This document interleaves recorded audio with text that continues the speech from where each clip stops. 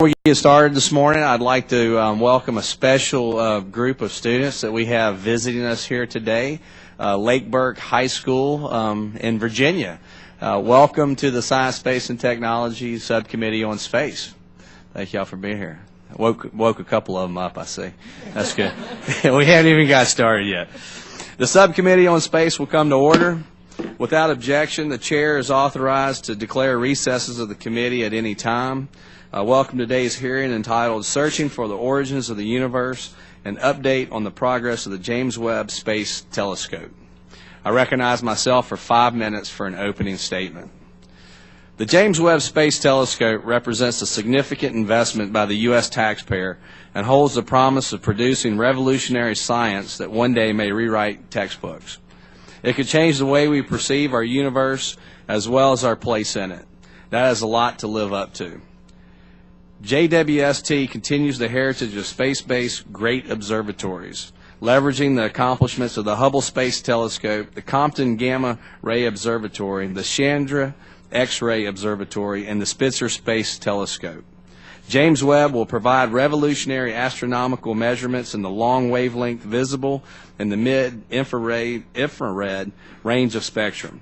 This will allow scientists to see light from the first stars, view the development of galaxies, and study the development of planets. The infrared range that the telescope will operate in allows the telescope to see through cosmic dust, view faint and dim targets, and observe phenomena such as redshift from the expanding universe. James Webb's unique vantage point from the Sun-Earth L2 is also an ideal location that will enable the observatory to make precise infrared measurements. The scientific returns from these observations will be compounded even more if James Webb remains on schedule and overlaps with existing observatories that continue to return significant science, or new assets such as the Stratospheric Observatory for Infrared Astronomy and the Transiting Exoplanet Survey Satellite that promise to complement James Webb's capabilities. This is enormous potential is balanced by the sobering history of James Webb's development, initially planned to cost $1.6 billion and launched in 2011. The program ballooned to a life cycle cost estimate of nearly $9 billion and slipped 7 years to a 2018 launch date. James Webb's history is well known, and I do not wish to open old wounds, but Congress would be complicit in any future delays or overruns if it failed to maintain proper oversight of this program. Despite the significant progress made by NASA and the contractors, the program is not out of the woods yet. It is now entering the critical integration and testing phase where unforeseen problems typically arise. These unplanned technical challenges could threaten the costs and schedule reserves during this critical period. Recent issues with the cryocooler, a critical component that is necessary for proper measurements, reinforces the need for persistent monitoring and oversight. The sheer technical complexity of this program demands it. Even after the telescope is fully assembled, shipped to Kourou, and launched into space, all of us will still be crossing our fingers that this massive spacecraft will arrive at its intended destination and execute its intricately choreographed origami-like deployment. Everyone involved in this project is working to make it a success. The engineers and technicians, the contractors, the managers and scientists at NASA, and even the members and senators here on the Capitol Hill. In 2011, the House of Representatives voted to cancel the program after its cost estimates skyrocketed and threatened not only other astrophysics missions, but also science mission directorate activities. The contagion of escalating costs even threatened other national priorities at NASA. Planetary science and even exploration programs have sacrificed funding to buttress James Webb and keep the program on track. With a statutory cost cap of $8 billion for development, Congress expressed both an endorsement and limitation. For the sake of all of NASA's programs, I hope that James Webb will launch in line with its updated schedule and current cost projections. Even after launch, issues related to James Webb will remain. For instance, what will happen to the additional funding poured into the Science Mission Directorate to cover James Webb's overruns? Will the astrophysics account maintain funding profiles consistent with these augmentations? Will the other programs and projects within the Science Mission Directorate return to their historical proportions after James Webb is launched? Will exploration programs recoup the funding transferred to the James Webb program, or will these proportions represent the new norm? With overall budgets remaining flat or only increasing marginally, how the other $600 million a year devoted to James Webb will be reallocated after launch is one of the most important decisions facing NASA and Congress. In light of decreasing budget requests from the administration for exploration, it may be appropriate to reconstitute the programs that sacrifice funding to cover James Webb's cost growth. Before I conclude, I would like to take the opportunity to thank GAO for their diligent work on the James Webb program. As the program matures, questions are shifting from whether or not the cost, schedule, and technical plans are adequate to whether NASA and the contractors are executing to those plans. I hope GAO will continue to provide this committee with insight into this complex program so we can all ensure its ultimate success. I also hope that NASA and the contractors heed the GAO's advice and recommendations. More specifically, I hope that in the future, NASA and the contractors will allow the GAO access to information and personnel so that they can fulfill their statutorily required task to monitor this program on behalf of Congress. GAO's recent report highlighted instances where their access was limited.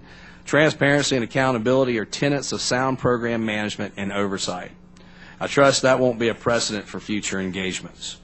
At this time, I now recognize the ranking member, the gentlelady from Maryland, for an opening statement. Thank you very much, Mr. Chairman, and good morning and welcome to our distinguished panel of witnesses. Mr. Chairman, I want to thank you for calling this hearing to evaluate the development of the James Webb Space Telescope, known as JWST, and discuss the science that the observatory will enable. This hearing also comes at a fortuitous time on the eve of the 25th anniversary of the Hubble Space Telescope. And as an aside, I can remember when this exact same discussion, perhaps about the cancellation of Hubble, was part of the conversation in Congress. And thank goodness, 25 years later, looking back on that we didn't do that because of the amazing, amazing work that's been done and the learning that's taken place over the course of those years. But that was the conversation more than 25 years ago, and a good thing that Congress didn't take those actions. Launched in April 1990, Hubble was the first major optical space-based observatory orbiting above the distortion of the atmosphere and above rain, clouds, and light pollution. Many of today's younger generation have grown up with Hubble, and I dare say that most Americans have seen the awe-inspiring image taken by Hubble of the iconic Eagle Nebula capturing the famous pillars of creation. JWST is the next generation astrophysics observatory following Hubble. More capable and sensitive than Hubble, JWST is optimized to study infrared light from the universe, which will allow JWST to observe the first galaxies formed in the universe. In addition, JWST will see solar systems forming in our galaxy and possibly detect the presence of liquid water on planets around other stars, an indicator that such a planet may indeed harbor life. Mr. Chairman, that is exciting, and that is why I just can't wait for JWST to be launched and working. But I also recognize, as the Chairman has indicated, that the road to building JWST has not been an easy one. The observatory's history of cost growth and schedule delays has not gone unnoticed by the Congress. An independent review panel found in October 2010 that a substantial funding increase would be needed to complete the observatory. As a consequence, NASA rebaselined the project in 2011 with a life cycle cost estimate of $8.8 billion and a launch readiness date of October 2018. Congress indeed has done its share and funded JWST annually consistent with that rebaseline. We need to continue to do so. The Consolidated and Further Continuing Appropriations Act of 2012 directed the Government Accountability Office to report on the project on an annual basis. I appreciate GAO keeping Congress informed of that. With a launch now a little more than 3 years away and major integration tests looming ahead, NASA will be under pressure to demonstrate that it can meet the launch date with the cost estimate. And although the latest GAO report concludes that JWST remains on schedule and on budget, GAO also reported that, quote, technical challenges with JWST elements and major subsystems, however, may have diminished the project's overall schedule reserve and increased risk. At today's hearing, I hope to get answers on the following questions. What progress is being made in preparing scientific investigations and scientists who will capitalize on JWST's unique capabilities? And with 3 years until launch, what technical challenges and associated risks still remain? What steps are being taken by NASA and its contractors to ensure that the cost and schedule commitments are met? And finally, what is the level of confidence that NASA will be able to meet the October 2018 launch date? Again, I want to thank our witnesses for appearing before our subcommittee, and I do look forward to your testimony. And, Mr. Chairman, I yield back. Thank you, Ms. Edwards. I now recognize the chairman of the full committee, Mr. Smith. Thank you, Mr. Chairman. Space exploration is an investment in our future, often the distant future. It encourages innovation and improves Americans' quality of life. It inspires the next generation to pursue careers in math, engineering, science, and technology. The James Webb Space Telescope, or JWST, is an example of such an investment. The astrophysics community identified the program as the top priority in 2001. The telescope will far surpass in size, power, and capability any previous space-based observatory launched by NASA. JWST is set to orbit nearly 1 million miles from Earth in the Earth-Sun Lagrange point. It is expected to observe the origin of the galaxies, provide insights into the early formation of stars and planets, and characterize exoplanets. The search for exoplanets and Earth-like planets is a relatively new but inspiring area of space exploration. Scientists have discovered hundreds of planets and solar systems in our own galaxy that we never knew existed. By developing and using new telescopes in conjunction with JWST, we may find biosignatures of life on other planets. For example, when examined from a distance, Earth's atmosphere contains large amounts of oxygen. When looked at through a large infrared telescope, like JWST, this biosignature would be detectable. The Transiting Exoplanet Survey Satellite, or TESS, is currently on track to launch in 2017. This telescope will survey the brightest stars close to Earth to find exoplanets. The survey will provide prime targets for JWST and future ground-based and space-based telescopes. TESS has a 2-year planned mission life. It is critical to launch JWST in 2018 so enough overlap exists with the telescopes to maximize the scientific return. As a top priority mission in the 2010 astrophysics survey, the Wide Field Infrared Survey Telescope, or WFIRST, will also contribute to the characterization of exoplanets. If funded properly, it could launch in time to significantly overlap with JWST. This would maximize the scientific return of both telescopes. Each is designed to view different but complementary parts of the infrared spectrum needed to determine the composition of the atmosphere of exoplanets. WFIRST could also have a coronagraph for detecting imaging capabilities. This means the telescope will be able to help determine the chemical composition of a planet. The potential science to be gained from the combined use of these telescopes illustrates why it is important JWST be completed and launched in 2018. However, just as important to being launched on time, JWST must be completed within the congressionally mandated spending caps for the program. If JWST is unable to do this, it affects the ability to build future telescopes like WFIRST. I look forward to hearing how development of the James Webb Space Telescope is progressing. And, Mr. Chairman, before I yield back, let me apologize to members and our witnesses today that I have another committee that is in the process of marking up a bill that I need to go to and will be back, I hope, sometime soon. So while this is the most important hearing in D.C. today, I'll just have to absent myself for a few minutes. So thank you. Thank you, Mr. Smith. Yeah, I got to go. Good old judiciary.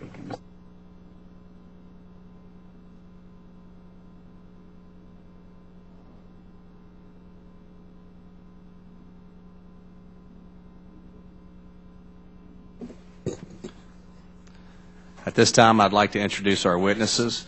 Our first witness today is Dr. John Grunsfeld, Associate Administrator for NASA's Science Mission Directorate. He previously served as Deputy Director of the Space Telescope Science Institute, managing the science program for both Hubble and the James Webb Space Telescope. Dr. Grunsfeld has worked for NASA since 1992 and is a veteran of 5 space shuttle flights. Dr. Grunsfeld received a bachelor's degree in physics from the Massachusetts Institute of Technology and both a master's degree and doctorate in physics from the University of Chicago. Our second witness, Ms. Christina Chaplin, has been a U.S. Government Accountability Office employee for 23 years and currently serves as Director of Acquisition and Sourcing Management. In this capacity, she is responsible for GAO assessments of military space acquisitions and NASA. She has led reviews of the Space Launch System, the International Space Station, and the James Webb Space Telescope, among others. Prior to her current position, Ms. Chaplin worked with GAO's financial management and information technology teams. She received her bachelor's in international relations from Boston University and a master's degree in journalism from Columbia University. Our third witness is Mr. Jeffrey Grant. Mr. Grant has served in numerous positions within Northrop Grumman and is currently Sector Vice President and General Manager of Space Systems at Northrop Grumman Aerospace Systems. Prior to joining Northrop Grumman, Mr. Grant was Vice President and Chief Technical Officer for Astrolink International, LLC. Before joining the private sector, Mr. Grant served for 21 years in the CIA and the National Reconnaissance Office. Mr. Grant received a Bachelor of Science in Ocean Engineering from the Florida Institute of Technology. I now recognize our ranking member, Ms. Edwards, to introduce our final witness. Thank you, Mr. Chairman. I'm honored today to introduce Dr. John Mather, who is the Senior Project Scientist on the James Webb Space Telescope and a Senior Astrophysicist in the Observational Cosmology Laboratory at NASA's Goddard Space Flight Center. I'm also proud to say that Dr. Mather is a resident of the 4th Congressional District of Maryland. Seldom does this subcommittee have the privilege of welcoming as a witness a dedicated federal civil servant who is also a Nobel Prize laureate, but today we do.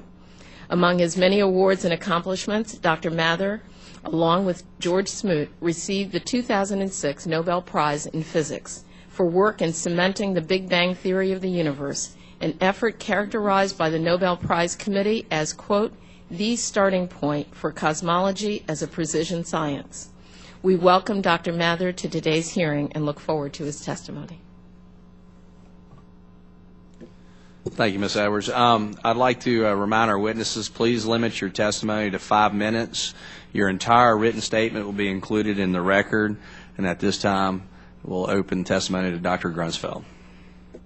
Chairman Palazzo, Ranking Member Edwards, and members of the subcommittee, I'm delighted to appear before you to discuss the status of the James Webb Space Telescope program. Our mission at NASA is to innovate, explore, discover, and inspire.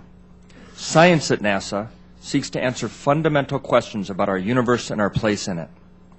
To view the first stars in the universe, study distant galaxies, probe newborn stars and planetary systems, and measure the composition of the atmospheres of planets around other stars, and to let us study our own outer solar system in detail never before possible, we are building the James Webb Space Telescope. This next great space observatory remains within budget and on track to meet its October 2018 launch date. Built to image and study the faint infrared signals from the earliest stars and galaxies, JWST features a 21.5-foot diameter primary mirror, making this the largest telescope ever constructed for space. JWST will extend our view of the universe, building on the great discoveries made by the Hubble Space Telescope and, as the chairman said, many other observatories, with truly transformational exploration capabilities. Since replanning the program nearly 4 years ago, JWST has remained within its yearly budgets. Critical to our success has been adequate funding reserves, enabling the project to address issues as they arise without deferring significant work. The project has done an excellent job doing this and remains on schedule. The FY16 budget request for the James Webb Space Telescope is the same amount called for in the 2011 rebaseline, another indicator that the plan is sound. JWST is a complex observatory operating at cryogenic temperatures, the first of its kind. As a result, we included additional schedule reserve above NASA's usual formula, totaling 13 months of funded schedule reserve. This reserve was distributed throughout the span of the project to allow for resolution of issues as they occur. In nearly 4 years, this reserve has been reduced by only 3 months, so that as of today, we have 10 months of funded schedule reserve. In fact, we have more schedule reserve today than we had planned to at this point, and more than is customary for NASA missions at this stage. This year is an important year for JWST development. We will complete all of the planned work on the Integrated Science Instrument Module. The 18 mirror segments will be mounted to their support structure.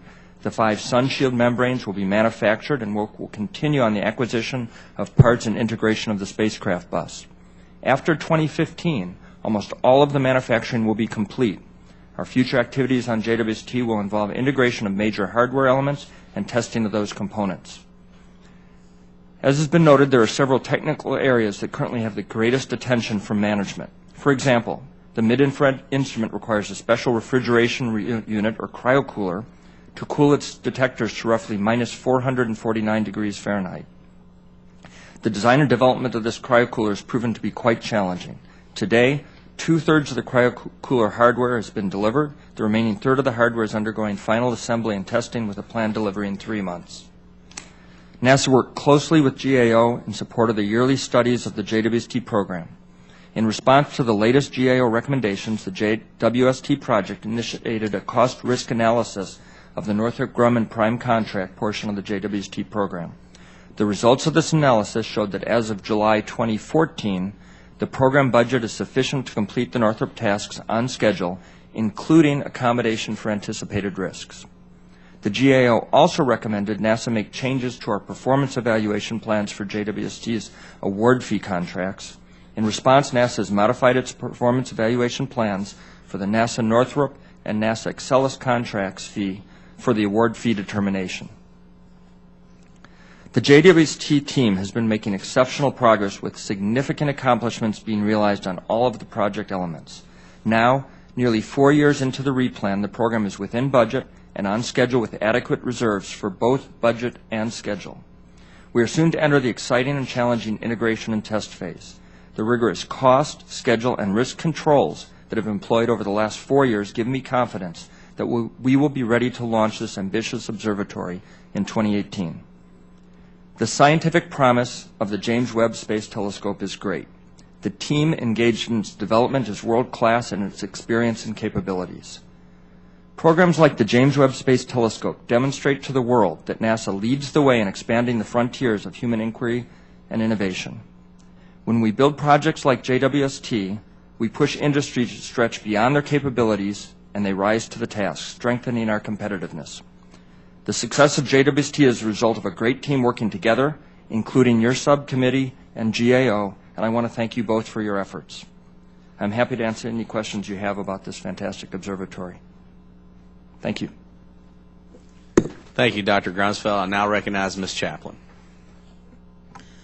Chairman Palazzo, Ranking Member Edwards, and members of the subcommittee, thank you for inviting me today to discuss the GAO's work on the James Webb Telescope. As you may know, we were mandated to report annually on the program after it experienced a 78% cost increase over its baseline and a 52-month delay. At the time the program was being replanned, there were significant concerns raised about optimistic estimates, low reserves, ineffective oversight, and poor communication. In response to our mandate, we have issued 3 detailed reports on James Webb.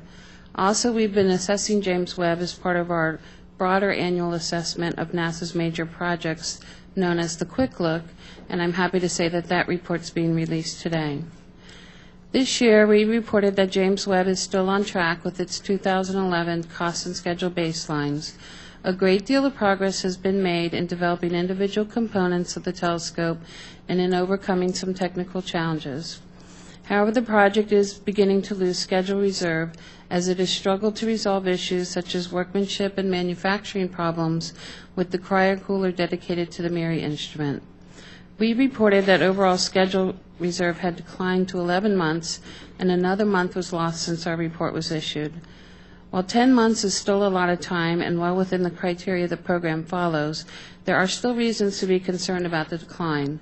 First, the project faces the very difficult phases of integration and testing. Most space projects encounter problems they did not expect to encounter in this phase. Second, a number of activities have to happen sequentially. The further you go into integration, the less flexibility you have to resolve problems in parallel.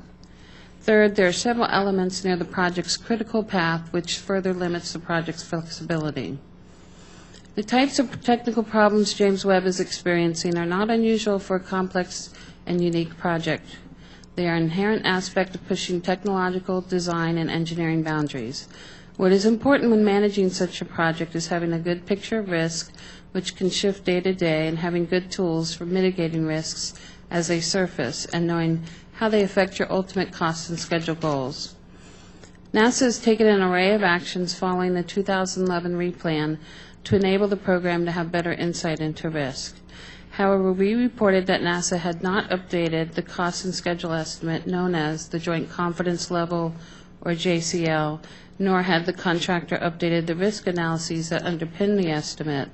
In conducting our work in 2014, we determined that a current and independent cost risk analysis was needed to provide the Congress with insight into the remaining work on the Northrop Grumman prime contract, the largest and most expensive portion of the work remaining for James Webb. A key reason for this determination was, and continues to be, the significant potential impact that any additional cost growth on James Webb would have on NASA's broader portfolio of science projects. Our preference would have been for NASA to have updated the JCL and to have addressed the fundamental flaws of documents that supported it. We were unable to conduct this analysis, though, because Northrop Grumman did not allow us to conduct anonymous interviews of technical experts without a manager present. In order to collect unbiased data, interviewees must be assured that their opinions on risks and opportunities remain anonymous. This is a key best practice and a fundamental part of our methodology. Unbiased data would have allowed us to provide a credible assessment of risks remaining for the work ahead. Anytime we're denied access to people or documents, we are concerned, since it could be a sign that an entity is afraid of what we will find. But I'll balance that by noting that the program and Northrop have been very candid with us in discussions about risk and in supplying information about risk, and that our relationships have otherwise been very productive. Moreover, in response to our findings, NASA agreed to undertake its own cost risk analysis of the Northrop contract, which was provided to us shortly before the hearing. NASA is also using a new analysis of earned value management data, which should provide the project with additional insight on how current risks affect cost and schedule goals. These analyses look promising, and we look forward to assessing them in our next review. What will be important for NASA is to use the results of these analyses to manage its program and to candidly report on its progress to Congress. Thank you, and I'm happy to answer any questions you have. Thank you, Ms. Chaplin. I now recognize Mr. Grant. Chairman Palazzo, Ranking Member Edwards, and distinguished members of the committee, it gives me a great deal of pleasure to appear before you today on behalf of the men and women of Northrop Grumman who are working on the James Webb Space Telescope. And I'm honored to appear with you today with these three other distinguished witnesses. Mr. Chairman, it's been over just 3 years ago since I last appeared before the committee and discussed the program. And I'm really pleased to report today that the program remains on track, both in terms of schedule and funding for a successful 2018 launch. That is not to say that we've not had challenges. A program of this complexity will invariably be confronted by significant hurdles. We have successfully met the challenges we knew about in 2011, and most of those that have occurred since. The Miri cryocooler, our latest challenge, has proven a difficult one, but one that we continue to make significant progress in completing the last subassembly of that complex cooler. Those members of the committee that were here 3 years ago may recall the path that we laid out to get to a 2018 launch. It was very challenging, but we communicated that it was executable. We have a solid design, as evidenced by the successful spacecraft critical design review that occurred in January of 2014, and a renewed focus and a plan that we are now executing to. The major technological risk reduction work is in fact behind us, and we are now entering the phase of the program where the major risks are in the integration and test phase. Now, despite that, we anticipate that new challenges will emerge, and we recognize the need to do better at addressing these. That is why we continue to incorporate risk reduction activities into the plan to increase our confidence of meeting that launch schedule. For example, The optical telescope Pathfinder will be used to trailblaze the optical testing at the Johnson Space Center in 2017.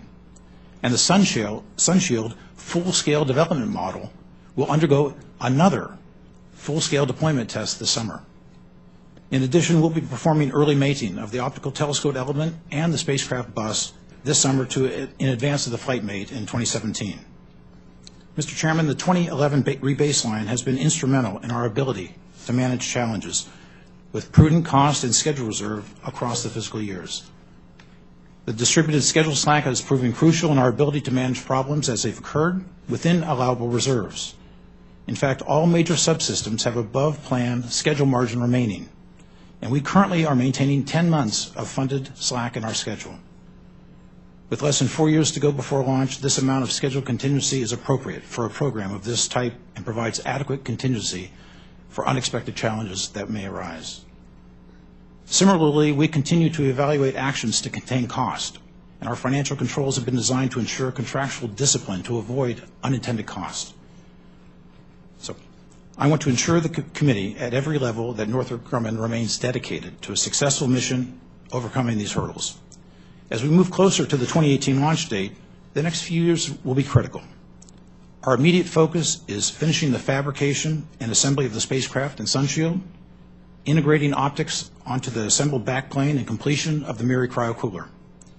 The focus will then shift to integration and testing of the optical telescope element, the integrated science instrument module, and assembling the spacecraft and Sunshield into a single system. This committee's support is essential to keeping the program on cost and on schedule for that 2018 launch. Mr. Chairman, I hope that my pride and enthusiasm in JWST and our partners is evident. From the technicians in the clean room to our CEO, Northrop Grumman remains fully committed to the success of this mission. I want to ensure the committee that we are taking our role seriously and are doing our part to address the technical and programmatic challenges before us. We remain confident in launching in 2018 within the congressionally mandated development cost. I look forward to working with NASA as it leads this amazing effort and with the committee to ensure that this program is a success. So I want to thank you again for asking me to appear before your committee and welcome your questions. Thank you. Thank you, Mr. Grant. I now recognize Dr. Mather. Chairman Palazzo, Representative Edwards, and members of the subcommittee, thank you for the warm welcome. I'm pleased to appear before you to discuss the scientific mission of the James Webb Space Telescope. I've been a telescope builder all my life. Since I was about 8 years old, I've wanted to know, how did we get here? When I was a kid, nobody really knew, so I became a telescope builder. Quite a few years later, I won a Nobel Prize. But despite our progress, profound questions remain, and I think JWST is the most important project I could be working on. JWST will be the premier observatory of the next decade. To understand JWST's scientific mission, we need to briefly review our current picture of the universe. That picture has been painted almost entirely thanks to work initiated at NASA and made possible by long-standing congressional support. We know today that the universe is nearly 13.8 billion years old. For the first 400,000 years after the Big Bang, the universe had no distinct objects in it and was a hot soup of fundamental particles such as free protons and electrons. Light could not travel very far through that hot soup. Around the 400,000 year mark, the universe went from being opaque to transparent. The afterglow of this era is what we see as the cosmic microwave background. Our NASA team won the Nobel Prize in 2006 for its study of this radiation. The emergence of the first stars probably came when the universe was a few 100 million years old. We think that these first stars were 30 to 300 times as massive as our sun and millions of times as bright, burning for only a few million years before exploding as supernovae. But we've never seen them. Even Hubble can't see them. JWST will let us see them. So why do we need an infrared telescope to see that first light? Imagine light leaving the first stars nearly 13.4 billion years ago and traveling through space and time to reach our telescopes. We're essentially seeing these objects as they were 13.4 billion years ago. But because the universe has been expanding, the light that was emitted by these first stars and galaxies as visible or ultraviolet light actually got shifted to redder wavelengths by the time it reached us. So we need to see it in the infrared. Also, to unravel the birth and early evolution of stars, we need to be able to peer into the hearts of dense and dusty cloud cores where star formation occurs. These regions cannot be observed at visible light wavelengths as the dust makes such regions opaque. JWST's infrared instruments will let us do that. JWST will also look for planets in other solar systems. The first planet outside our solar system was discovered in 1992. Since then, we've come to the realization that planets are in fact quite common.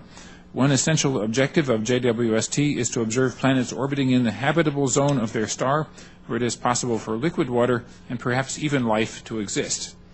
An infrared telescope needs to be cooled down to a lower temperature so it does not emit too much of its own infrared light.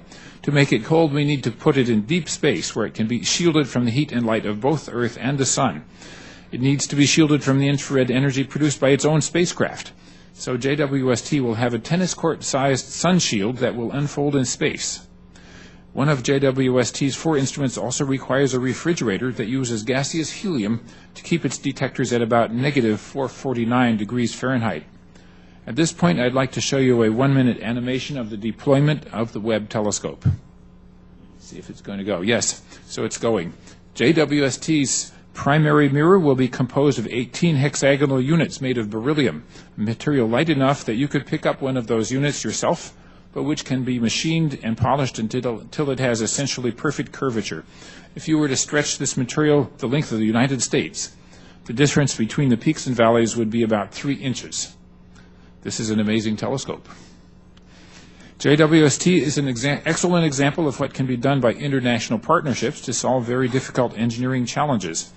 The United States is leading a very capable partnership that includes the European and Canadian space agencies. Scientific discoveries know no boundaries, and international cooperation has been very successful for NASA. Beyond its scientific returns, JWST will also be an amazing education tool, as Hubble has been. Nearly every science classroom in the country has posters and teaching materials from Hubble. Every astronomy textbook is illustrated with Hubble pictures. NASA materials are proven to be among the most useful to classroom teachers, and JWST will provide great new material. We are an exceptional country for even dreaming up something like JWST, and we are close to seeing this dream realized. Astronomers will use the telescope to make stunning discoveries and rewrite our textbooks again. Thank you for listening, and I would be happy to answer any questions you have. Thank you, Dr. Mather. I thank the witnesses for their testimony. Reminding members that committee rules limit questioning to 5 minutes. The chair will at this point open the round of questions. The chair recognizes himself for 5 minutes. Dr. Grunsfeld. GAO's testimony indicates that the JWST program has 10 months of reserve left, down 1 month from December. The program is now entering the critical integration phase, and all of the subsystems are at risk of becoming the critical path and driving the overall project schedule. This limits flexibility precisely at the time flexibility is most needed. Are you confident that the current plan is robust enough to address the risks facing the program? Thank you, Chairman, for that question. As I mentioned in my testimony, we have a plan that was assembled at the time of the Joint Confidence Level estimate through the 2011 replan that laid out how we will use all of our schedule reserve. And that is based on a history of similar projects and something that we've shared with the GAO extensively. That burn-down plan assumes that risk is mitigated as we go along the project to solve problems that we discover. And so far, the project has been doing really well on solving problems without using that schedule reserve. And as I mentioned, as a result, we're carrying 10 months of schedule reserve, which is a little bit more than we expected to have at this time. That is the best posture to be in, to have a little bit more schedule reserve than you expect, because we are getting into the test and integration phase where things might pop up that we haven't anticipated with this large complex observatory, especially as we go into the testing at the Johnson Space Center with the optics, starting with the Pathfinder and then the optics in a couple of years. So I'm confident that with 10 months of schedule reserve and the known problems we have now, that we have adequate schedule reserve for the July 2018 launch, so the October 2018 launch. And this is another question, Dr. Grunsfeld. The President's budget request for fiscal year 16 is for $620 million. This is consistent with the JWST's 2011 replan budget. We are aware that in the original plan, fiscal year 2016 was expected to require less funding because development of instruments and components was anticipated to have been completed. However, with so much integration and testing left to complete, are you confident that the $620 million is still sufficient? And we have the $620 million in the 16 request, and in the out years, which are notional requests, the same numbers that were in the original replan. And in those numbers, there's a considerable amount of budget reserve. And in the same way as schedule reserve, that budget reserve is there to solve problems. Now, in fiscal year 15, we've allocated a lot of that reserve for known problems through the end of the fiscal year, and we plan ahead with known problems to try and use reserves. So at the present time, the $620 million in the FY16 request, we believe is adequate to complete all of the work, as is the funding going out to launch. Dr. Grunsfeld, and this is also for Dr. Mather, if he cares to answer, how would a cost overrun or schedule slip affect other astrophysics projects, science mission directorate programs, or overall NASA priorities? And what would NASA cut to ensure that the JWST stays on schedule? Well, the first priority is to keep JWST on cost and on budget, on budget and on schedule, and we're working very hard to do that. We have adequate cost reserves and adequate schedule reserve, I believe, to make the October 2018 launch without any kind of a cost overrun. As you know, anytime you have a portfolio of projects and programs, and NASA has quite a few, in the event something overruns, you have to look at what the trade-offs are.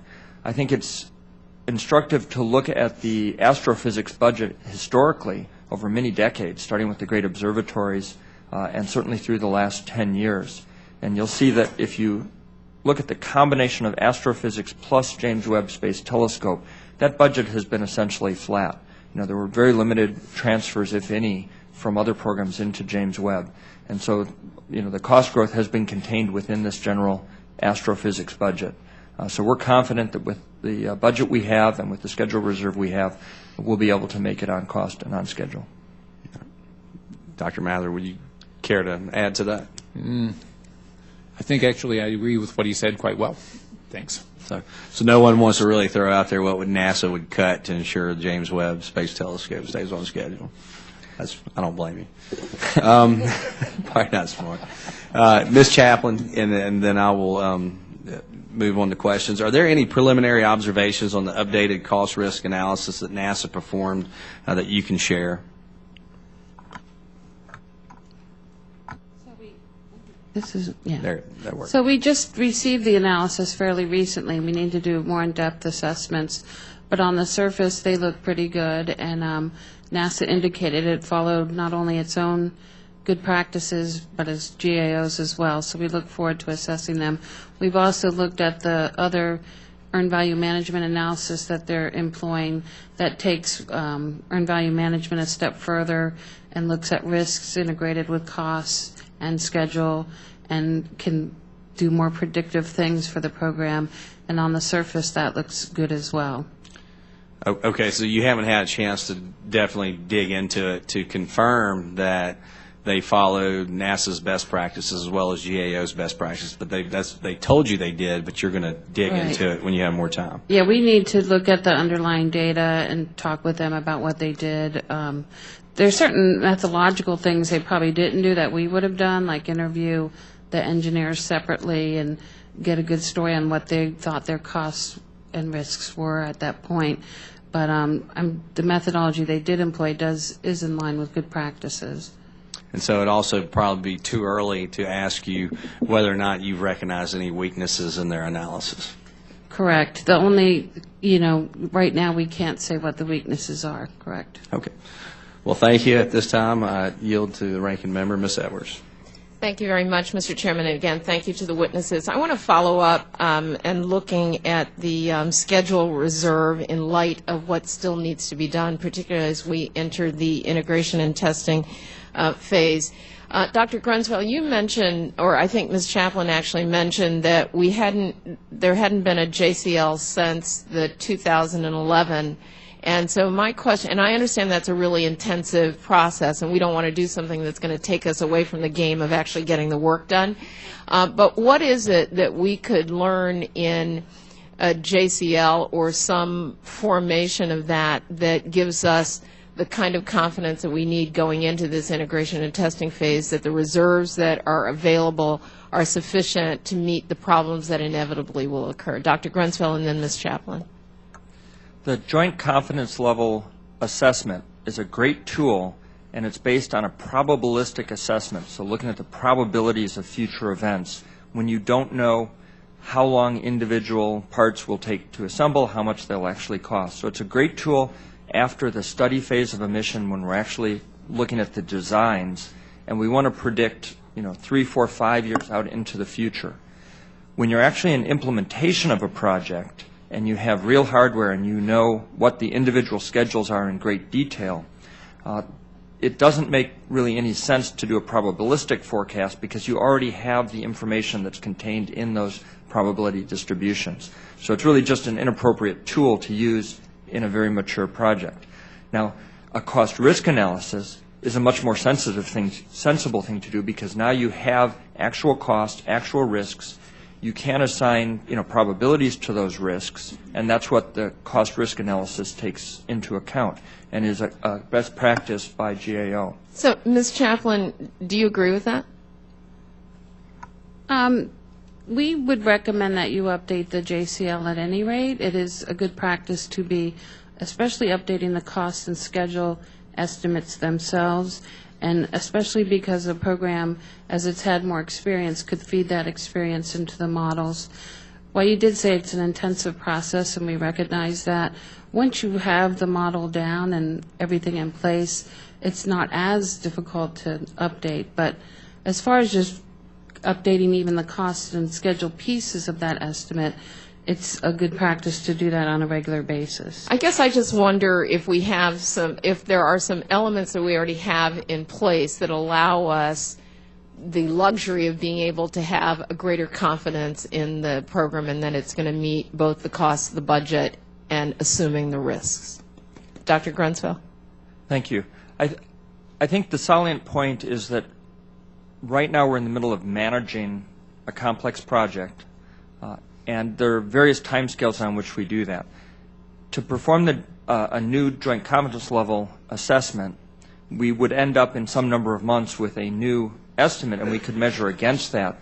But it's kind of like changing the goalpost over time if we get numbers that are different. What we think is much more sensible and as a practical management approach is, and we accepted the cost risk analysis, but really is to manage the program with the cost, with the reserves, measure how we're doing, and that's why we're using the earned value management, which is a management tool, including some predictive measures, and then we can measure whether we're ahead or behind those predictions.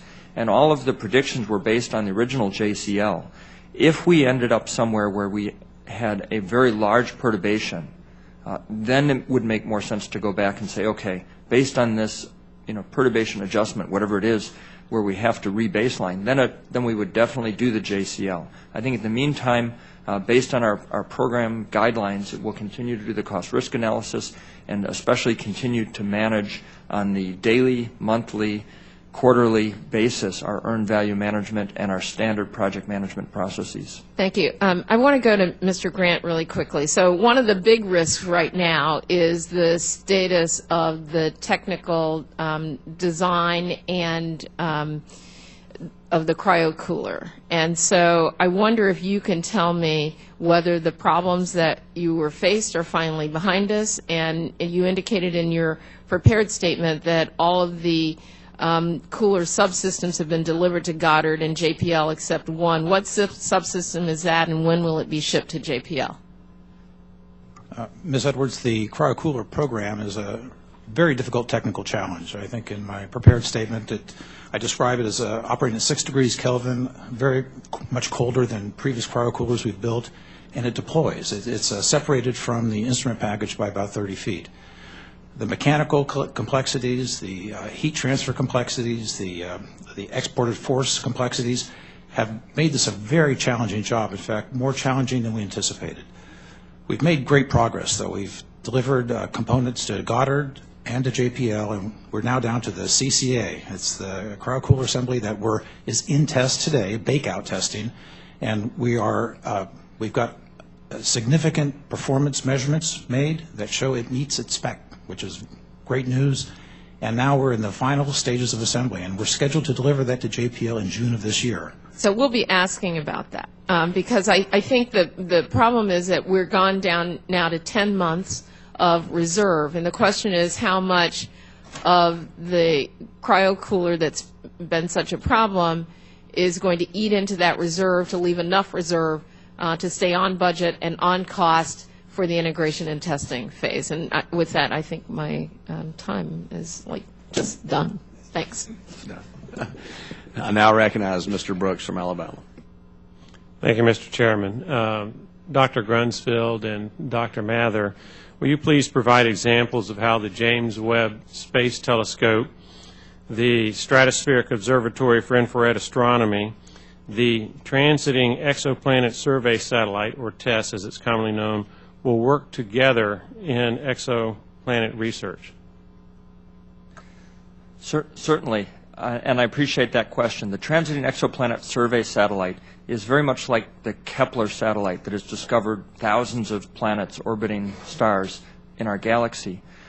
Kepler has been staring at a region of space that's rather far away from the Earth, and it sees, as the planet goes between us and the stars, a little blink of light. The Transiting Exoplanet Survey Satellite is going to be very similar, except instead of looking at this one distant region of space in the constellation Cygnus, it's going to survey all the nearest stars around our home solar system, around the Earth. And so it's going to give us the address of where there are transiting exoplanets around each of those stars. The advantage we have of a planet that transits, that goes between us and the star, is that we can actually then measure the components of the atmosphere as that starlight goes through the atmosphere of the planet. And so having the locations and types of all of these exoplanets will allow the James Webb Space Telescope to do spectroscopy, or to break the light from those atmospheres into its component colors and allow us to determine, whether there's water vapor in the atmosphere, whether there's, characteristics that might indicate even high-altitude clouds, for instance, color changes that would tell us the composition of those atmospheres. So this is an extraordinarily exciting possibility. The Stratospheric Observatory for Infrared Astronomy works in a different wavelength than James Webb Space Telescope. The Hubble Space Telescope operates from the near ultraviolet to the near infrared and encompasses the colors that we see, visible light.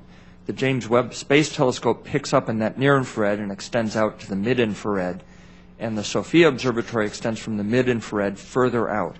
And so there are many objects where we want to do spectroscopy to understand the composition, for instance, of molecular clouds that contain organic materials, very much like what we're made out of.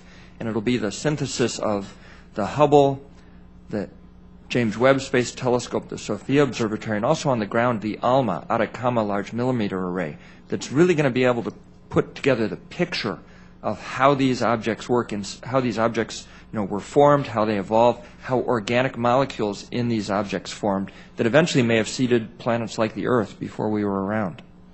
Dr. Mather, do you have anything to add? Yeah, just a few things. One thing to mention about the Stratospheric Observatory is that they can fly frequently with different instruments that are improved as technology improves. And they have already included, there's some extremely high spectral resolution equipment. Spectral resolution separates the colors into over 100,000 different wavelengths. And from that you can determine isotopic compositions and all kinds of remarkable details about the things you're looking at. So it's very complementary to and different from the other observatories we were talking about. So it's not something we could put into the James Webb Telescope. As y'all may recall, there was an initial problem with the Hubble telescope that required astronauts going up to fix it. Should we encounter a difficulty with the James Webb Space Telescope and the need to repair it, can it be repaired, and if so, how? I've already volunteered that if there's a problem, you all can send me. We'll need a spacecraft first. I hope NASA's still. We'll need a spacecraft, and if we have problems, it might be a one-way trip, which you all say I'll deserve. Well, I prefer the two-way trip. But the first thing is that we're working extraordinarily hard, and the folks on the project and at Northrop Grumman and all of the contractors, to make sure that we don't need to go to James Webb for servicing. There's an enormous amount of redundancy built in, so for the actuating parts of the James Webb Space Telescope, because it does have to origami unfold like a transformer. So we have dual motors, we have dual sensors, a lot of testing to make sure that everything will deploy as required. While there's no servicing or fixing designed into it, as a relatively small mitigation, we are putting rendezvous sensors on the outside of the spacecraft so that if we ever had to go there for some reason, or if there was some future reason to go, we would be able to align a spacecraft for docking. But otherwise, there's no planned servicing. So if I understand correctly, the James Webb Space Telescope is designed for docking, but right now we're inhibited because we do not have a vehicle that can get us there. Is that a fair statement? I wouldn't quite say it's designed for servicing or for docking, but because it has a payload adapter ring, which is how it was attached to, or will be attached to the Ariane 5 rocket, that ring is by definition a place that one could interface with. And we just think it's prudent to put on some sensors, some little stickers essentially with fiducial marks, so that if we ever did have to go there, we'd know how to orient ourselves. Thank you, Mr. Chairman. I see my time has expired. I now recognize Mr. Byer. Thank you, Mr. Chairman, and thank all of you for being with us today. I have some science questions on JWST, and now we have a Nobel Prize-winning physicist here. Dr. Mather, Dr. Grunsfeld said that JWST extends our view of the universe, and you said it was the most important project you could be working on. So 3 quick questions. Will this give us insight into dark energy and dark matter? Second, the Planck epoch, 0 to 10 to negative 43 seconds before the Big Bang. I understand from visiting CERN that we can only get so far back in understanding how close we are to 0. Does this help us get farther back? And finally, the asymmetry of matter and antimatter, the present in the universe, will this help us understand that fundamental asymmetry? Gosh, such easy questions. Yeah, it's $8.8 billion. Yeah, so I'll answer them. For the dark energy, which was discovered based on measurements with the Hubble Space Telescope, we will be able to pursue the same technique, only a lot better, because we can see farther and we can use infrared light to do it. So we know the supernovae, which are used as standard candles, are better candles, better standards measured in the infrared. So number one, yes, we will pursue the dark energy. Dark matter is observed indirectly because it has gravitation. So it bends light, and we've seen that in many places. Sometimes even recently we found a supernova that was seen 4 times in different places as the light was bent 4 different directions around a galaxy in between. So we'll be continuing to pursue that method of measuring the presence of dark matter through its gravitational effects. About the Planck epoch, that's probably outside our territory. That's something that we expect to pursue through measurements of the polarization of the cosmic microwave background radiation. And there is already work underway, and there was a probably false alarm about a year ago that you, I'm sure, saw, where the claims were made about gravitational waves of the early universe. Better measurements will come out soon, I think. We certainly expect them. About the asymmetry of matter and antimatter, I don't know of any measurement that we could make that would affect that question. It's one of the most puzzling mysteries of science, and we know that there's no place in the universe that's like a dark matter, an antimatter galaxy. If there were, we would see an area where the 2 regions were colliding and there would be annihilation energy coming out. So we're pretty sure the whole universe is full of ordinary matter and there isn't any antimatter left except tiny traces. So we'll work on it, but I don't think we're going to answer that question. Okay. Thank you, Dr. Mather, very much. Dr. Grunsfeld, I was looking at the very sophisticated piece of literature here, our comic book, and it talks about how JWST is going to be in orbit around this theoretical point L2, straight line from the sun to the Earth to L2. It's very cool, but what's at L2 that's going to allow that to orbit around? All my understanding of orbiting is it's based on gravitational forces, or is it just self-correcting engines on the satellite itself? The L refers to Lagrange, which was a mathematician, and he computed that there would be these points in space where the gravitational force of the Earth and the Sun are balanced such that it's kind of stable, so that if you put something there, it would stay there. And so if you think about the Earth and the Sun, between the Earth and the Sun, there's a point that you can orbit, and an object would get dragged along by the Earth at the same speed as the Earth as it rotates the Sun. We call that the L1 Lagrange point. And we just sent the Discover mission there, for instance. The L2 point is on the other side of the Earth, and it's an imaginary point just because there's nothing there. James Webb will be there. But it's gravitationally stable, but it's not perfectly stable. If James Webb were to drift off, we would have to fire some little jets to come back. And so that's that point. Thank you, Dr. Grunsfeld. And one last question. Mr. Grant, Ms. Chaplin talked about her difficulty doing the anonymous interviews with Northrop Grumman folks without a manager present. We had a lot of discussion here on secret science, on transparency. What was Northrop Grumman's problem with allowing the anonymous interviews or the interviews without managers present? The issue that we had when this request was made was a request to interview about 30 of our, we call them CAMs, cost account managers, which are reasonably junior employees. They're responsible for small work packages. And I became concerned when the interview technique, it wasn't just anonymous, but isolating our junior employees with a group from GAO. And these are people who are not prepared to come testify before Congress or, in fact, in this kind of environment. And so I had a great fear that this interview technique would result in, frankly, my employees being very, very concerned. This is not how they would normally do their business. And so in my discussions with Ms. Chaplin, I offered, in fact, some alternatives. We're very open to having transparency and full access to the data, but this kind of process to our individual employees concerned me enough that I said, we'll take the management of JWST aside, but I wanted somebody from the functional organization, so a mechanical engineer assigned to the James Webb Space Telescope program would have his functional manager with him in this interview process.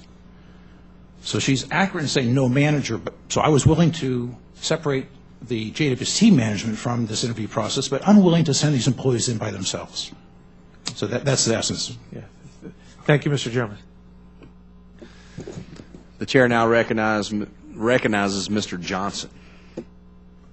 Thank you, Mr. Chairman. Dr. Grunsfeld and Dr. Mather, how would a cost overrun or schedule slip affect other astrophysics projects, science mission directorate programs, or overall NASA priorities? And you can decide who goes first on that.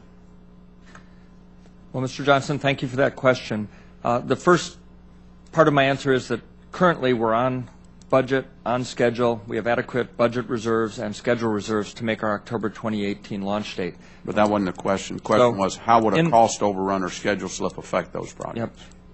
In the event we were to encounter some problem that required, a cost overrun or some kind of slip, as we balance all of our projects and programs, we manage sometimes to an ensemble level, and it's just the realities of the federal budgeting process. So if some project does overrun, then we have to look at future projects, typically to delay them or change the phasing of funding to allow to keep the projects that are close to completion on track. Dr. Mather, you have anything to add to that? No, he says the same thing I would say. Okay. Well, do you have a list of what those priorities might be? What would NASA cut to ensure JWST stays on schedule?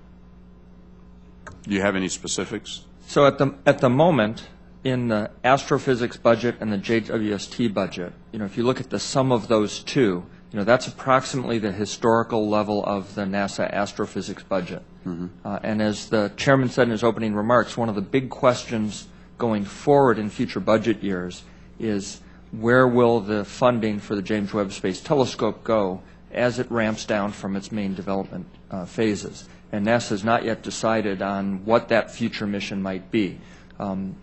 Several members have discussed the WFIRST mission, Wide Field Infrared Survey Telescope. This was suggested by the Decadal Survey in Astronomy and Astrophysics in the last round, and is a major priority for astrophysics and something that we're studying in great detail. NASA has not decided to go forward with that. Once we do decide that that's a new mission, and we're examining that, then the launch date for that would be an adjustable parameter based on available budget, technical, and something we would manage to. Okay, thank you. Ms. Chaplin, what does GAO see as the greatest risk to the JWST program? At this point, the greatest risk is on the technical side as they first resolve the technical challenges that face them today, like with the cryocooler, and as they get deeper into integration and testing, what problems they might encounter there and how are they going to fix them. The business side is not as much of a risk at this point because they do have a lot of schedule reserve. They do have pretty good tools in place for managing the program. They are pretty rigorous about tracking what's going on. So in our view, the issues now that we'll be intensely focusing on are technical issues as well as risk management issues. Okay. Back to you again, Ms. Chaplin. You said your annual quick look review of NASA's major programs was just released. So how does JWST compare to other NASA programs in terms of planning, management, performance, and execution?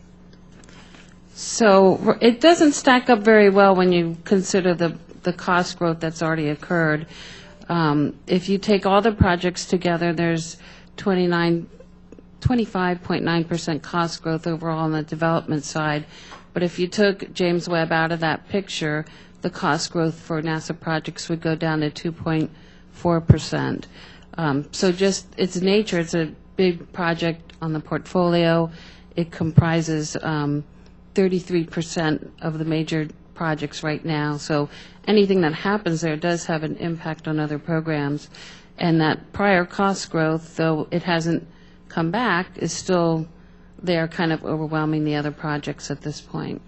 Okay. All right. Well, thank you. And thank you all for being with us. Mr. Chairman, I'll yield back the remainder of my time. The chair now recognizes Mr. Babin. Mr. Babin, just wanted to see if you're going to correct me on that. Thank you, Mr. Chairman. I'd like to thank the witnesses for being here, reading your bios, very notables. And a while ago in the line of questioning, I think Dr. Grunsfeld actually did 58 hours of spacewalking and EVAs to do some of those Hubble repairs. Is that not the case? Yeah, well, thank you. Thank you for all your distinguished careers. And I appreciate you, too, and congratulations on your Nobel, Dr. Mather. I represent Texas District 36, which has Johnson Space Center in it.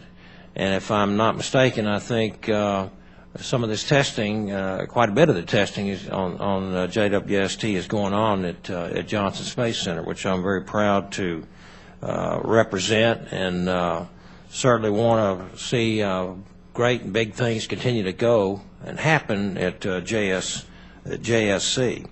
But in light of all the cost overruns and the problems that we've had, I do have some questions about the project, and I'd like to ask Dr. Grunsfeld and Ms. Chaplin how confident you are that JWST has enough resources now, both in terms of cost and schedule reserves, to execute the commitments that you now have. I'm very confident that, as of now, we have 10 months of schedule reserve, and we're maintaining adequate budget reserves to meet the October 2018 launch date. There are a number of issues that, I worry about. If you were to say what keeps me awake at night, we're making great progress on the cryocooler. There are a bunch of technical issues. We have a lot of great communication across the whole project now, from, daily meetings that the project manager has and communication with us. We have our new program director. We announced that yesterday, Eric Smith. He has, daily, weekly, monthly meetings. We meet routinely with GAO to talk about our progress. But there's some things that we just don't control. And for instance, one of those is that we have 3 major tests at the Johnson Space Center in that great Chamber A. and we're starting some of the testing now on the Pathfinder. And if any of the members have an opportunity to go there, I highly recommend that you see this. This is where we tested the Apollo Command Module. It's enormous, and that reflects the great size of the James Webb Space Telescope. But one of my worries has been, that we have 3, multiple-month test periods at the Johnson Space Center, and having lived there for 18 years, I've had to leave my home occasionally for hurricanes. What happens if we're testing during a hurricane? And so I've interrogated the project on what's our mitigation, and I've been down to the Johnson Space Center several times talking to the engineers and the operators of that chamber, and they have great plans in place. And the James Webb Space Telescope can actually survive through a hurricane without significant interruption to the testing. So they've assured me that even those kind of risks are incorporated into our modeling to make the October 2018 launch date. So I'm very confident that we have a very sound plan. That's great. Thank you. And how about Ms. Chaplin? Did you want to add anything to that? So 10 months of reserve is a long time, and the cost reserve is very healthy, and I don't often get to testify on programs with that kind of luxury in terms of reserve, but it's also a very complicated program, and its test program itself is 7 years. Integration and testing is 7 years long, and the thing to keep in mind with 10 months of reserve is you need certain amounts of time for each phase of testing, so you can only apply certain amounts of reserves with each phase. So if a major problem does come up, you don't necessarily have 10 whole months to fix it without disrupting other parts of the schedule. So we're still concerned about schedule, but they are in a healthy position at this point. Thank you. Thank you very much. One other question, and this would be for Dr. Grunsfeld. That you actually, both of you and Ms. Chaplin addressed this to a certain extent a while ago, but does NASA share GAO's concern about the amount of schedule risk remaining in the program? I would say absolutely.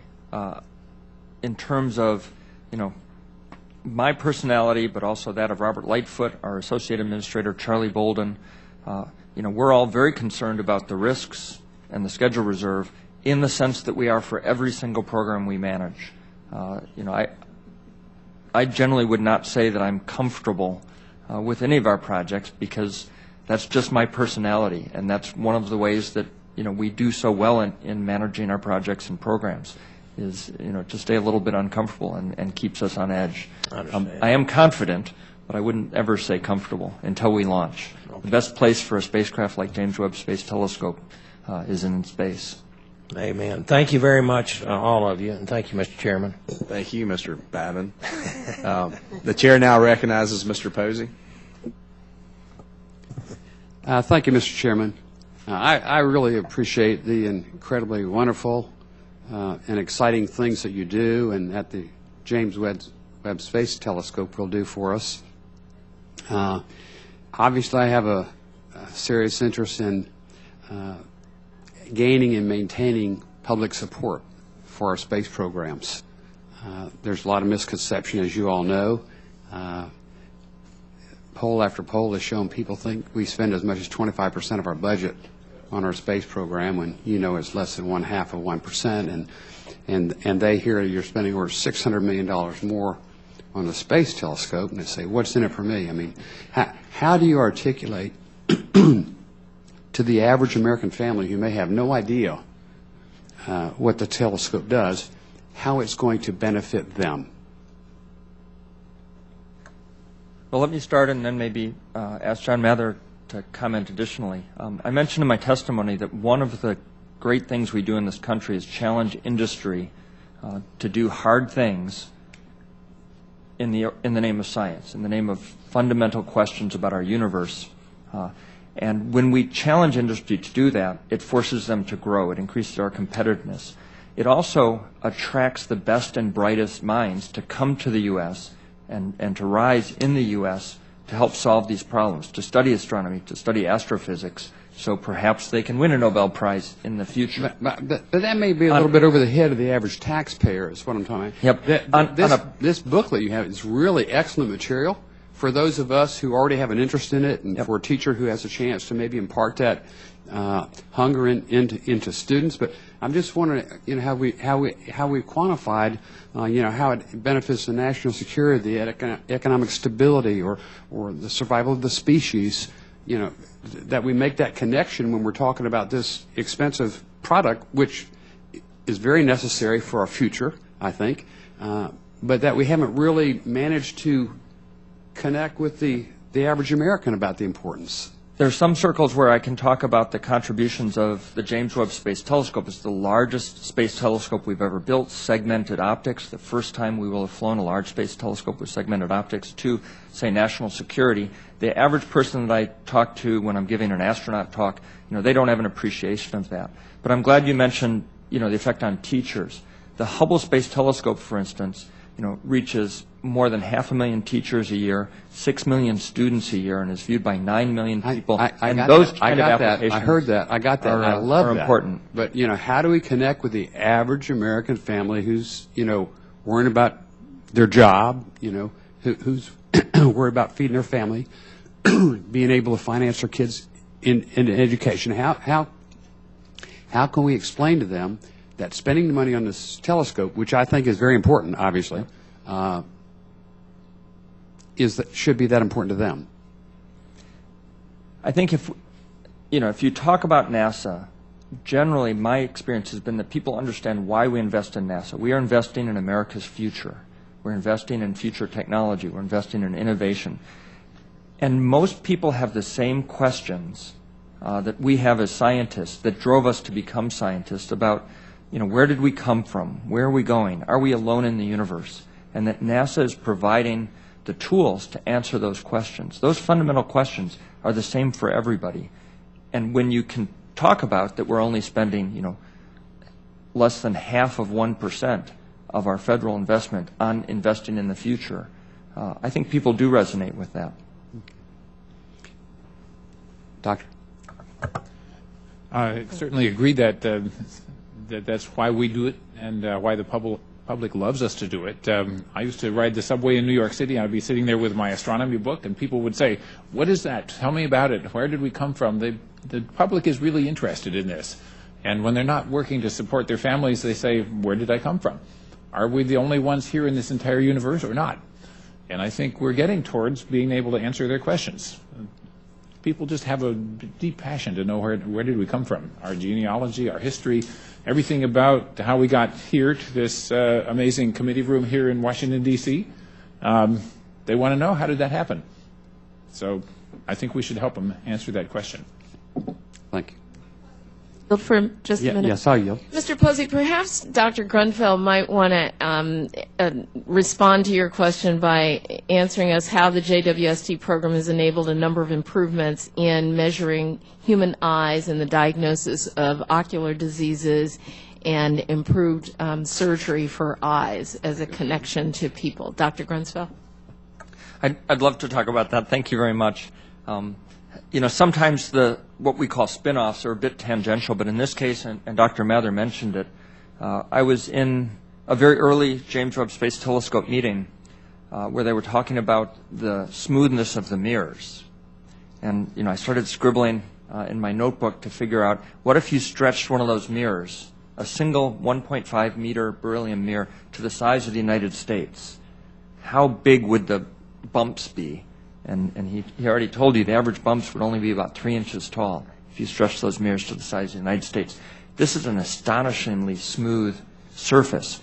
In order to generate that amazingly smooth surface, the engineers at Ball Aerospace had to come up, with algorithms and techniques of measuring what the shape of the mirror is to that extremely fine detail. And that's actually, those tools have already been incorporated into the kind of techniques and tools that ophthalmologists use to measure the shape of the human eyeball in order for the laser surgery and other techniques, to correct human vision. And so there's many, many examples of these kind of things. Well, that was kind of my point. Listen, we mostly sell steak in space, and Winn-Dixie and Publix and all the supermarkets, but they don't advertise steak. They advertise sizzle. And so, we're all interested in the steak, but the public needs to know a little bit more of the sizzle, and so, if somebody asks about James, decrease the probability of you going blind because of ocular disease by 50%. Well, that's something the average guy can identify with, rather than, we talk so often in platitudes. We want to know where we came from, where we're going to go. We realize that ultimately, someday, humanity will have to leave this planet or perish. And we know that. But it's so far away that the average family doesn't want to worry about that right now. Let 50,000 generations from now worry about that.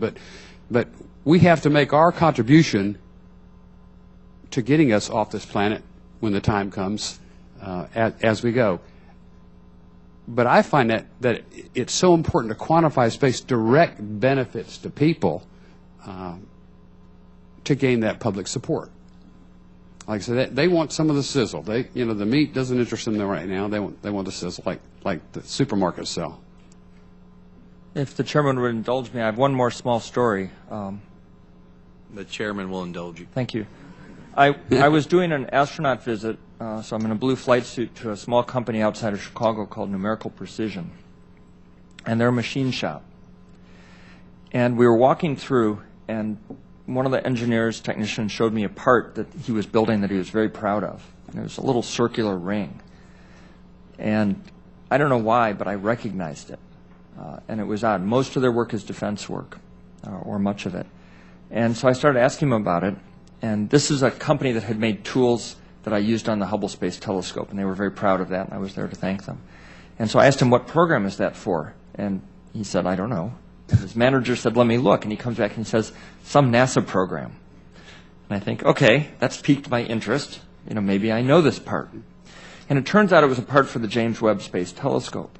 The story the plant manager had told me is that this part was very hard for them to make.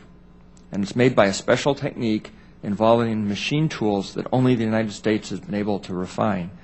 And he said that by building this difficult part for the James Webb Space Telescope, they developed new techniques, and they had actually, by using those techniques, been able to attract a lot of business. And their biggest problem was not the new business, but the ability to hire young people to run these machine tools. And he said that by working on NASA projects is one of his biggest draws, to be able to bring in young technicians. And these are people with high school graduates who like to use computers. Yeah. Now, I have a son who's soon to be a high school graduate, and he spends a lot of time on computers. A little bit different than we expect, but he's very talented now at controlling computers for things like computer games. And he's now also the head of his robotics team in high school, which is a similar sort of things. So we have plenty of young students who would be great at machining, which is now a very exciting field. And the James Webb Space Telescope helped contribute this company to be able to hire people. And I certainly think jobs are what a lot of people think about, and these are very high-paying jobs. The chair now recognizes Mr. Lucas. Thank you, Mr. Chairman. And I appreciate the panel being here and their insights. And if we could for a moment, slide perhaps back to a few more nuts and bolts. The challenge, I think, has been expressed rather clearly by all of you that James Webb is so unique or so different than Hubble in that whatever we put up has to work the first time. Those of us who were paying attention 25 years ago remember the initial trauma after the launch of Hubble, the miraculous repair job and the wondrous things accomplished from there, and all of the service work and improvements and additions made. But this is a different creature. This is a one-time shot. So I listened very closely to Director Chaplin's comments about the 7 years of testing and the various components and this and that and the other. Let's talk for a moment about this cryo-cooler business. Because my understanding is we have to keep James Webb at an incredibly cool temperature to function, and that we are, in effect, creating technology as we go here, or developing techniques to make this possible. Discuss for just a moment how complicated that particular issue, for instance, is. Whoever would care to answer the question. Thank you, Mr. Grant. I'll be happy to. At Northrop Grumman Aerospace Systems, we've been building space-qualified cryocoolers now for many, many years, and they have flown successfully on many missions, both scientific and meteorological. And so we build these cryocoolers that operate at very low frequencies or very low vibrations, so they don't disturb the imaging system that they're attached to, and they have to operate very efficiently, so that you have very, very efficient conversion of solar power to the mechanical compressor power. The unique elements of the Miri cooler are we have to do those things in addition to cooling far colder than we have put a space-qualified cooler at before. Coolers we build and operate today operate at about 70 degrees Kelvin. This one operates at 6 degrees Kelvin. And the whole observatory is operating at about, in the optics, at about 40 degrees Kelvin. So the instrument is cooler than the optical background temperature. And reminding us, of course, that 0 Kelvin's absolute zero. All molecular motion stops. Yeah, it's very cold. So it has to operate very cold, and it has to operate very efficiently. It has to export very low export forces, and it has to operate with the cooler separated from the cold head assembly on the instrument module by about 30 feet. So there's an array of technical complexities in this cooler that made it far more difficult than coolers we have built before. I would say the good news is, well, the program started, and there wasn't even going to be a cooler on it. It was going to be a doer, a solid block of gas that would be frozen and then sublimate over time to cool the instrument. That would work, but it was very heavy and also runs out of gas. So the cooler has the possibility of operating, in fact, as some of ours have, for decades. So we went to the cryocooler design in about 2006, if I recall, and since that time, we've made significant progress. Just this past year, we got data that confirms its flight performance, so we know it gets cold enough, it's efficient, and has low exported forces. So we're at the point now in this development where most of the sub-assemblies have been delivered, and this one last one is in its final stages of integration and test. So it's been a very long, tough, challenging road for us to be on, but as we speak today, we're very close to the last delivery. Mr. Mather, thinking back to 20-some years ago when all of the issues were addressed on Hubble and it became kind of a wow moment for most of the human race that cared, all goes well, all the targets are met, all the flight operations are smooth, we park it way out there in the proper place, everything switches on. We're going to have that magnitude of a wow moment again? I certainly expect so. I wouldn't be doing this if I didn't think so. By the way, I wanted to add one thing to his testimony that only one of the instruments requires that cooler. The telescope and the other 3 instruments cool down by themselves, just because they're hidden behind the big umbrella. So there's a risk, but it's not a huge risk if there's any problem with that. So we're certainly going to point the telescope at beautiful things and get great pictures. We expect amazing discoveries ranging from the first stars and galaxies to the formation of stars and planets close to home in places like that beautiful Eagle Nebula. We certainly want to see those little exoplanets like Earth, if there are any, orbiting around stars way out there, see if they're wet, like do they have oceans. So there's this huge array of wonderful questions to answer, and I think nature may just cooperate and give us answers. So that's our plan. And I think it'll be very exciting times for us. So as they'd say in the coffee shops back home, if something's winking at us, we'll know it.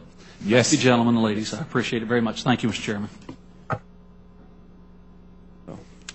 Thank you, Mr. Lucas. We enjoy talking about the nuts and bolts as much as Mr. Posey's steak and sizzle. I want to thank the witnesses for their testimony and the members for their questions. The record will remain open for 2 weeks for additional written comments and written questions from members. This hearing is adjourned.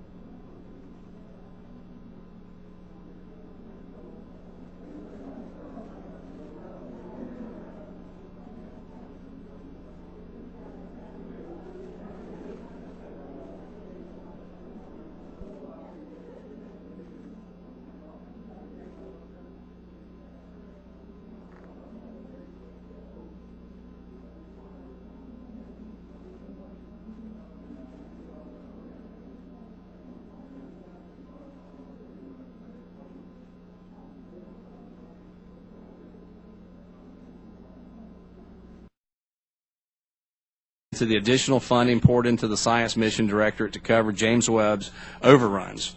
Will the astrophysics account maintain funding profiles consistent with these augmentations? Will the other programs and projects within the Science Mission Directorate return to their historical proportions after James Webb is launched? Will exploration programs recoup the funding transferred to the James Webb program, or will these proportions represent the new norm?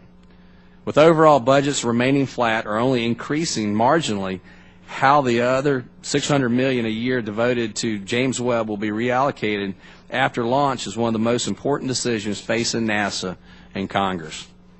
In light of decreasing budget requests from the administration for exploration, it may be appropriate to reconstitute the programs that sacrifice funding to cover James Webb's cost growth. Before I conclude, I would like to take the opportunity to thank GAO for their diligent work on the James Webb program. As the program matures, questions are shifting from whether or not the cost, schedule, and technical plans are adequate to whether NASA and the contractors are executing to those plans. I hope GAO will continue to provide this committee with insight into this complex program so we can all ensure its ultimate success. I also hope that NASA and the contractors heed the GAO's advice and recommendations. More specifically, I hope that in the future, NASA and the contractors will allow the GAO access to information and personnel so that they can fulfill their statutorily required task to monitor this program on behalf of Congress. GAO's recent report highlighted instances where their access was limited. Transparency and accountability are tenets of sound program management and oversight. I trust that won't be a precedent for future engagements. At this time, I now recognize the ranking member, the gentlelady from Maryland, for an opening statement. Thank you very much, Mr. Chairman, and good morning and welcome to our distinguished panel of witnesses. Mr. Chairman, I want to thank you for calling this hearing to evaluate the development of the James Webb Space Telescope, known as JWST, and discuss the science that the observatory will enable. This hearing also comes at a fortuitous time on the eve of the 25th anniversary of the Hubble Space Telescope. And as an aside, before we get started this morning, I'd like to welcome a special group of students that we have visiting us here today. Lake Burke High School in Virginia. Welcome to the Science, Space, and Technology Subcommittee on Space. Thank y'all for being here. Woke a couple of them up, I see. That's good. We haven't even got started yet.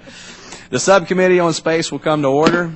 Without objection, the chair is authorized to declare recesses of the committee at any time. Welcome to today's hearing entitled Searching for the Origins of the Universe, an update on the progress of the James Webb Space Telescope. I recognize myself for 5 minutes for an opening statement. The James Webb Space Telescope represents a significant investment by the U.S. taxpayer and holds the promise of producing revolutionary science that one day may rewrite textbooks. It could change the way we perceive our universe as well as our place in it. That is a lot to live up to. JWST continues the heritage of space-based great observatories, leveraging the accomplishments of the Hubble Space Telescope, the Compton Gamma Ray Observatory, the Chandra X-ray Observatory, and the Spitzer Space Telescope. James Webb will provide revolutionary astronomical measurements in the long wavelength, visible, and the mid-infrared range of spectrum. This will allow scientists to see light from the first stars, view the development of galaxies, and study the development of planets. The infrared range that the telescope will operate in allows the telescope to see through cosmic dust, view faint and dim targets, and observe phenomena such as redshift from the expanding universe. James Webb's unique vantage point from the Sun-Earth L2 is also an ideal location that will enable the observatory to make precise infrared measurements. The scientific returns from these observations will be compounded even more if James Webb remains on schedule and overlaps with existing observatories that continue to return significant science, or new assets such as the Stratospheric Observatory for Infrared Astronomy and the Transiting Exoplanet Survey Satellite that promise to complement James Webb's capabilities. This is enormous potential I can remember when this exact same discussion, perhaps about the cancellation of Hubble, was part of the conversation in Congress. And thank goodness, 25 years later, looking back on that we didn't do that because of the amazing, amazing work that's been done and the learning that's taken place over the course of those years. But that was the conversation more than 25 years ago, and a good thing that Congress didn't take those actions. Launched in April 1990, Hubble was the first major optical space-based observatory orbiting above the distortion of the atmosphere and above rain, clouds, and light pollution. Many of today's younger generation have grown up with Hubble, and I dare say that most Americans have seen the awe-inspiring image taken by Hubble of the iconic Eagle Nebula capturing the famous pillars of creation. JWST is the next generation astrophysics observatory following Hubble. More capable and sensitive than Hubble, JWST is optimized to study infrared light from the universe, which will allow JWST to observe the first galaxies formed in the universe. In addition, JWST will see solar systems forming in our galaxy and possibly detect the presence of liquid water on planets around other stars, an indicator that such a planet may indeed harbor life. Mr. Chairman, that is exciting, and that is why I just can't wait for JWST to be launched and working. But I also recognize, as the Chairman has indicated, that the road to building JWST has not been an easy one. The observatory's history of cost growth and schedule delays has not gone unnoticed by the Congress. An independent review panel found in October 2010 that a substantial funding increase would be needed to complete the observatory. As a consequence, NASA rebaselined the project in 2011 with a life cycle cost estimate of $8.8 billion and a launch readiness date of October 2018. Congress indeed has done its share and funded JWST annually consistent with that rebaseline. We need to continue to do so. The Consolidated and Further Continuing Appropriations Act of 2012 directed the Government Accountability Office to report on the is balanced by the sobering history of James Webb's development, initially planned to cost $1.6 billion and launched in 2011. The program ballooned to a life cycle cost estimate of nearly $9 billion and slipped 7 years to a 2018 launch date. James Webb's history is well known, and I do not wish to open old wounds, but Congress would be complicit in any future delays or overruns if it failed to maintain proper oversight of this program. Despite the significant progress made by NASA and the contractors, the program is not out of the woods yet. It is now entering the critical integration and testing phase where unforeseen problems typically arise. These unplanned technical challenges could threaten the cost and schedule reserves during this critical period. Recent issues with the cryocooler, a critical component that is necessary for proper measurements, reinforces the need for persistent monitoring and oversight. The sheer technical complexity of this program demands it. Even after the telescope is fully assembled, shipped to Kourou, and launched into space, all of us will still be crossing our fingers that this massive spacecraft will arrive at its intended destination and execute its intricately choreographed origami-like deployment. Everyone involved in this project is working to make it a success. The engineers and technicians, the contractors, the managers and scientists at NASA, and even the members and senators here on the Capitol Hill. In 2011, the House of Representatives voted to cancel the program after its cost estimates skyrocketed and threatened not only other astrophysics missions, but also science mission directorate activities. The contagion of escalating costs even threatened other national priorities at NASA. Planetary science and even exploration programs have sacrificed funding to buttress James Webb and keep the program on track. With a statutory cost cap of $8 billion for development, Congress expressed both an endorsement and limitation. For the sake of all of NASA's programs, I hope that James Webb will launch in line with its updated schedule and current cost projections. Even after launch, issues related to James Webb will remain. For instance, what will happen project on an annual basis. I appreciate GAO keeping Congress informed of that. With a launch now a little more than 3 years away and major integration tests looming ahead, NASA will be under pressure to demonstrate that it can meet the launch date with the cost estimate. And although the latest GAO report concludes that JWST remains on schedule and on budget, GAO also reported that, quote, technical challenges with JWST elements and major subsystems, however, may have diminished the project's overall schedule reserve and increased risk. At today's hearing, I hope to get answers on the following questions. What progress is being made in preparing scientific investigations and scientists who will capitalize on JWST's unique capabilities? And with 3 years until launch, what technical challenges and associated risks still remain? What steps are being taken by NASA and its contractors to ensure that the cost and schedule commitments are met? And finally, what is the level of confidence that NASA will be able to meet the October 2018 launch date? Again, I want to thank our witnesses for appearing before our subcommittee, and I do look forward to your testimony. And, Mr. Chairman, I yield back. Thank you, Ms. Edwards. I now recognize the chairman of the full committee, Mr. Smith. Thank you, Mr. Chairman. Space exploration is an investment in our future, often the distant future. It encourages innovation and improves Americans' quality of life. It inspires the next generation to pursue careers in math, engineering, science, and technology. The James Webb Space Telescope, or JWST, is an example of such an investment. The astrophysics community identified the program as the top priority in 2001. The telescope will far surpass in size, power, and capability any previous space-based observatory launched by NASA. JWST is set to orbit nearly 1 million miles from Earth in the Earth-Sun Lagrange point. It is expected to observe the origin of the galaxies, provide insights into the early formation of stars and planets, and characterize exoplanets. The search for exoplanets and Earth-like planets is a relatively new but inspiring area of space exploration. Scientists have discovered